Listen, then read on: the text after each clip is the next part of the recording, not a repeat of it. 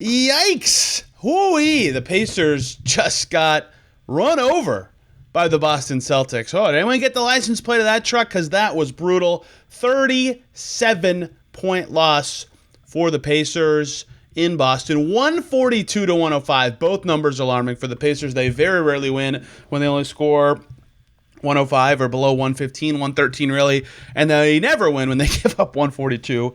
Just terrible on both ends. And here's the thing. A lot of people, including me, talked about how brutal this is schedule-wise. OKC last night in Indianapolis, fly up northeast, play the best team in the league last year in their building.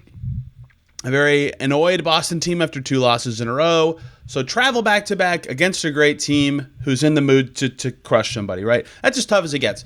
I don't think many expected the Pacers to win.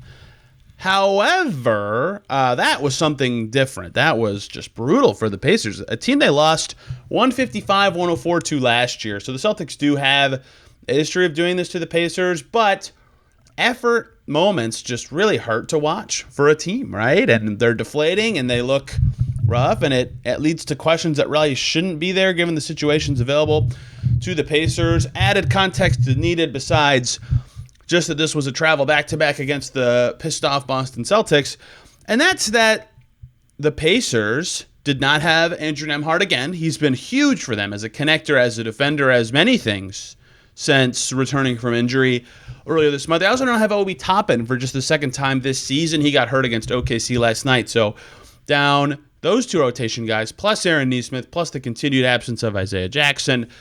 Just a lot of tough things for the Pacers to overcome before the game even started. But again, that all is okay to gloss over if they gave effort and just were out-talented. And in the first quarter, that's kind of what it felt like. It was 11-11 after 6 minutes. And the revealing part of that is that the Pacers had 11 points. Like, they were playing as good as possible on the scoreboard and couldn't, that's on pace to score, what would that be, 88 for the game? And they were tied, but as soon as the Pacers made subs, the game just exploded open. I don't even mean that to be critical of the subs. With 6:29 to go, out goes Ben Shepherd and Pascal Siakam for the Pacers. In comes Jarris Walker and Johnny Furphy. Miles Turner scores 6 seconds later to tie it at 11. And then 6 minutes to go in the first quarter, that was the score. But Jarris Walker, a second-year wing playing like his 65th game, and Johnny Furphy, a rookie second-round pick, came in. And the Celtics still had Jason Tatum, they had not subbed yet. They still had Jason Tatum in there. They still had Jaylen Brown in there. Actually, they did just bring Peyton Pritchard in, who was awesome in this game. They still had Derek White out there. They still had Al Horford out there. They had no chance. The Pacers, immediately the talent difference was enormous, right? And so, okay, the Celtics go on a run. They're up 15, 16, I think, by the end of that first quarter. 17, excuse me, right? If you just stop there, like, you could very easily, for lack of a better term, just right away, okay, I got what just happened there, right? The Pacers probably shouldn't have done that bad, but I get why they're down so much. But that's not what's going to stand out. It was just some effort stuff that really is going to stick with people, mainly rebounding. 17 offensive rebounds for the Boston Celtics. That's not what they're good at.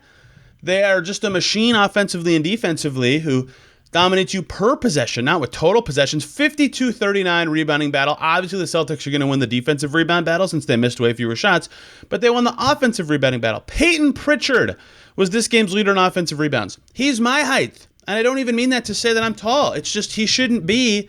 That should never happen. He got 2 in 1 possession. He backed Tyrese Haliburton down under the rim, missed a layup, jumped over to the left side of the rim, beat Haliburton to a board, missed again, jumped over to the right side of the rebound.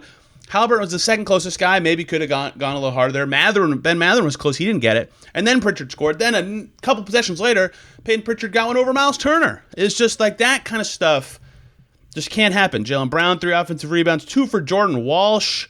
I mean, it's just, that is where the Pacers got screwy in this one.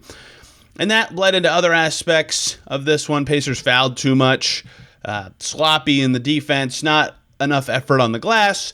And when you don't give effort against, enough effort against the best team in the league, maybe one of the best 3 teams in the league for my money, you're going to lose. And so the ways the Pacers could have won this game, given their reality of back-to-back against a tougher opponent, down 2 players, was 2 variance things going their way. One was dominating the effort part, being really good on the glass. That's really not variance, right? But, keep the possession battle in your favor so you have more chances. They did not do that. The other way they could have snuck in an upset here would have been the variance game going their way. Either the Celtics missing threes or the Pacers making them. Neither of those happened either.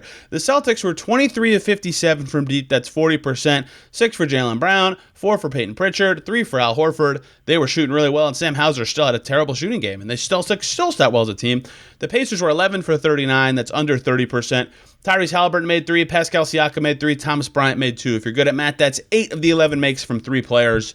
No one on the Pacers was shooting well in this game. Lots of guys on the Celtics were shooting well in this game. Nobody on the Pacers was battling on the glass in this game. Lots of guys on the Celtics were battling on the glass in this game. The 2 avenues the Pacers had, to me, to stealing this one were evaporated like that. There was no chance. They just had no chance. They got punked. It kept going all night after that 39-22 first quarter.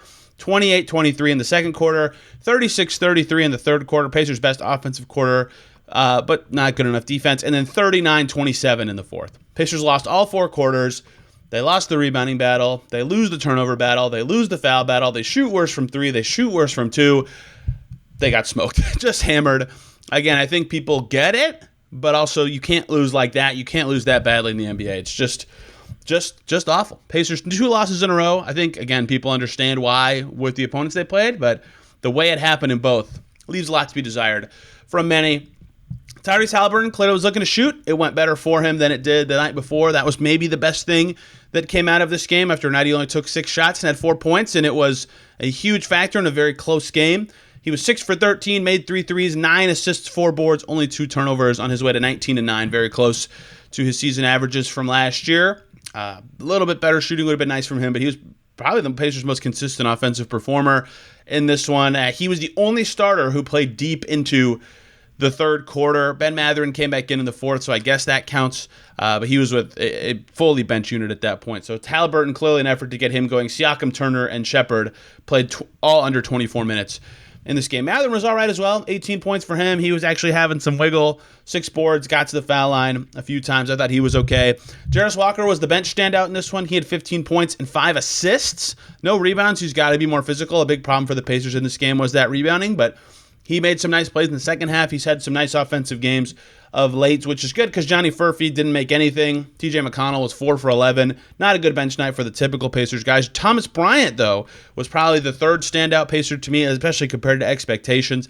I think he played 18 minutes in a row, or pretty close to that in the second half. He played 19 minutes in total. 12 points and 7 boards. I believe both of those are season highs for him. And then Quentin Jackson, Enrique Freeman, James Johnson fill in for the last 7 or so minutes. James Johnson with a season high 4 points as well. That says a lot about the game in a lot of ways. Pacers got crushed. They get another crack at those guys in 2 days. They don't have to travel for a road game. That's very nice, at least.